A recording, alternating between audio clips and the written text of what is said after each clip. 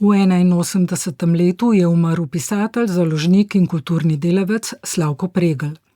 Rodil se je 9. septembra 1945 v Ljubljani.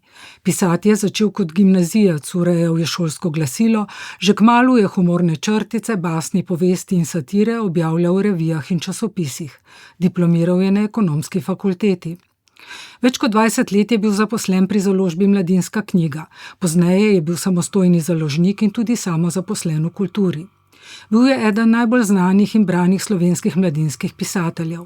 Napisal je več kot 50 knjig za otroke in mladostnike, med njimi sta morda najbolj znani Odprava zelenega zmaja in Genij v kratkih hlačah, po katerih so posneli tudi televizijski nadaljevanki.